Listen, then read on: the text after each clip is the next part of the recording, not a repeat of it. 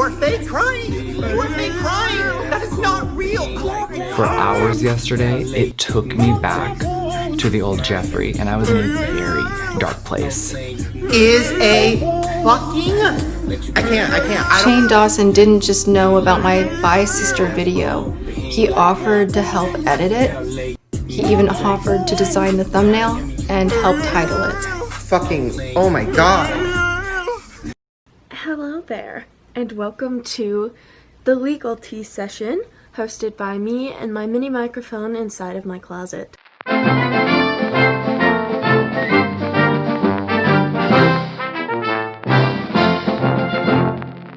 So, today we will be talking about a very, very important issue. Can Tati Westbrook actually sue Jeffree Star?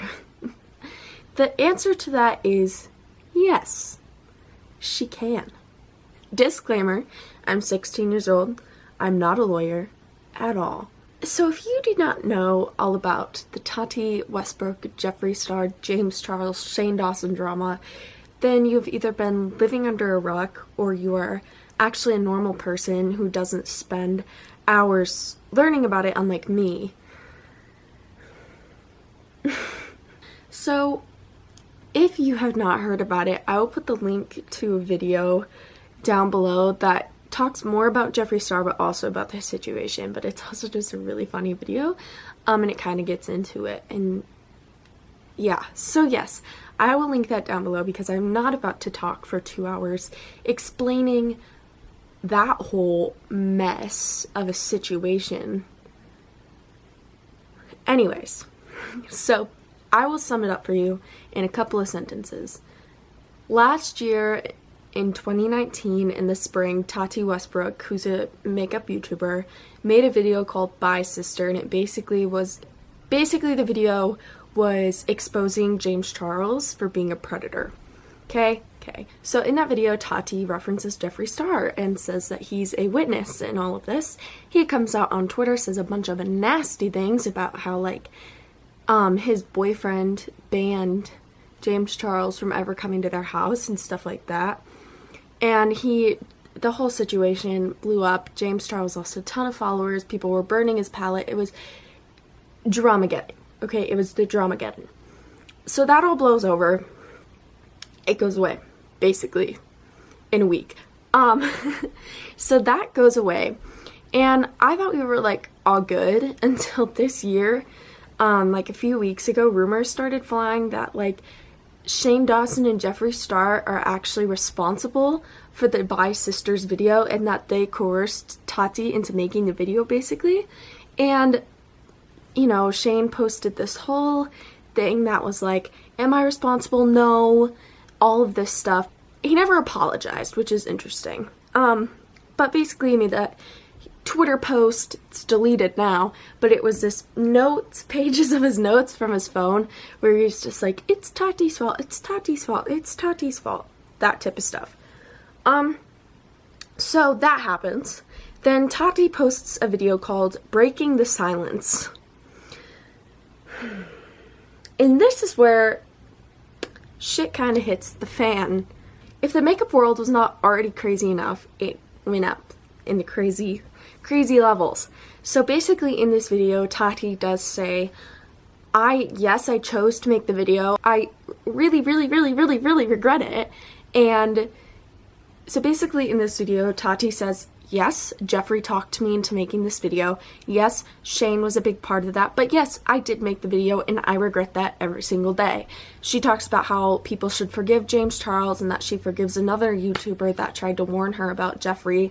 And she basically says that, like, Jeffree ruined her life. She talks about how she has endometriosis and she was trying to have a baby, and she talks about how her doctor said she couldn't because she was too fragile and, like, sickly. After this, she had to move houses because she didn't feel secure, and she took, like, a giant break from making YouTube videos.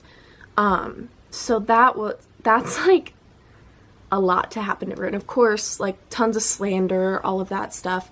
And yeah, so that happens. She talks about that, and she also mentions the fact that Shane Dawson wanted to like film her reaction when the video was released, which is suspicious AF. Like, that's so... You can't say you didn't have responsibility and then be like, hey Tati, can I record you when the video comes out? Like, that's so dumb. That's so dumb. And Tati, in this video, she does say that she thinks that Shane and Jeffree were really, really jealous of James and his success, and they wanted to get him out of the way before they made their palette and their series about making the palette. Which I do kind of believe, because James Charles was a direct competitor to Jeffree Star, and James also wanted to make a docu-series about makeup, and that's what Shane does, is he makes docu-series that are vlogs with indie music, basically. So that is the rundown of the Dramageddon situation that we are in. Now what we're talking about today is if Tati can actually sue Jeffree Star. If what she says in her video is true, then yes, she can easily sue Jeffree Star. But we don't know if that's true or not, so until evidence comes out, proof, stuff like that, we won't know if it's actually true.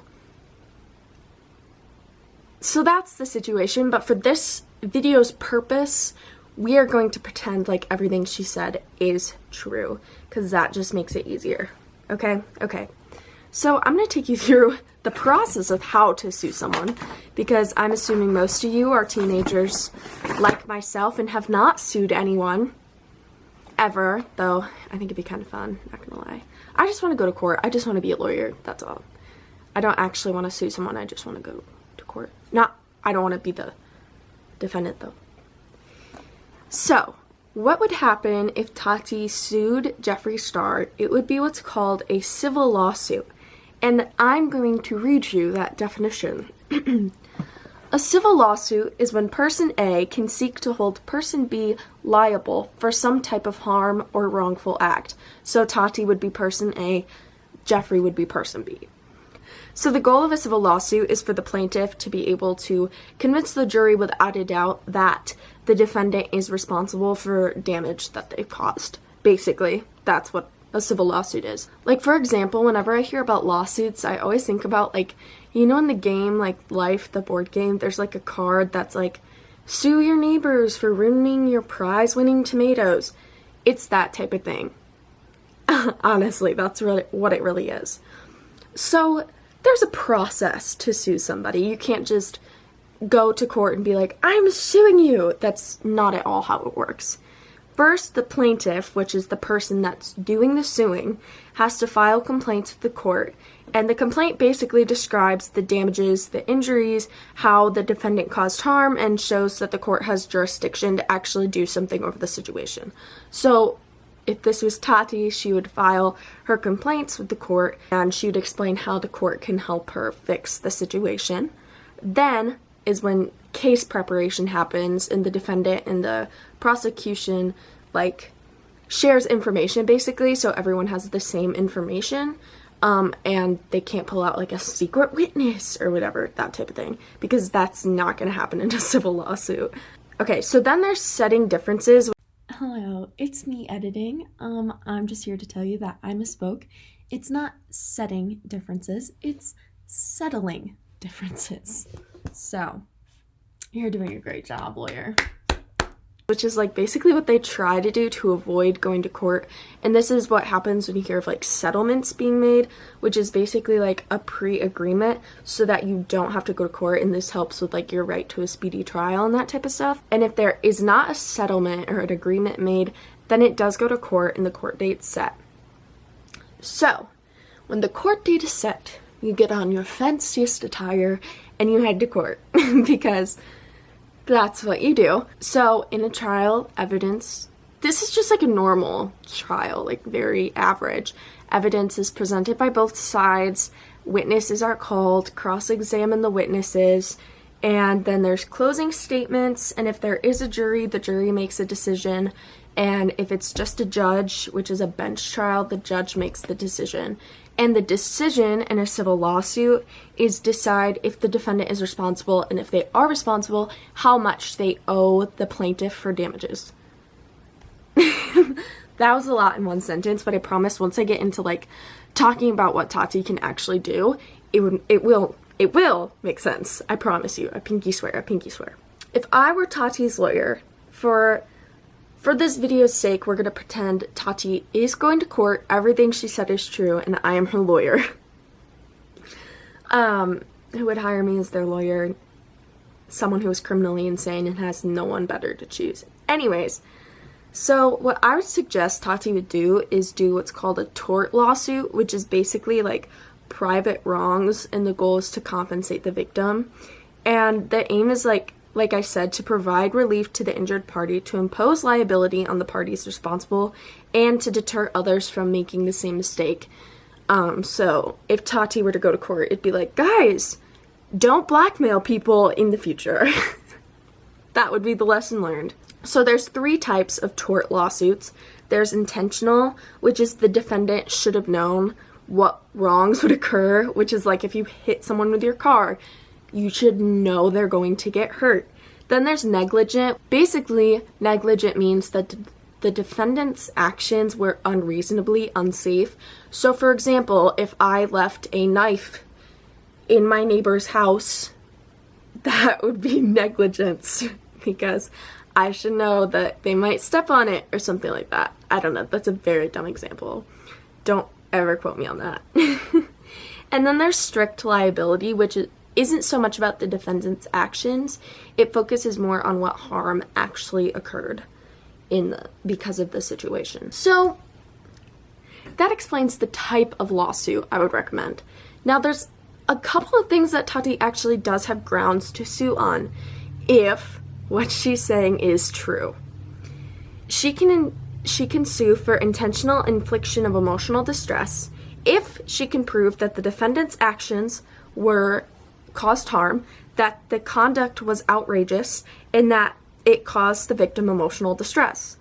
If what she's saying is true, she can prove that Jeffree intentionally caused her harm, she can prove that his conduct was outrageous, and she can prove that she couldn't have a baby because of how sickly she was.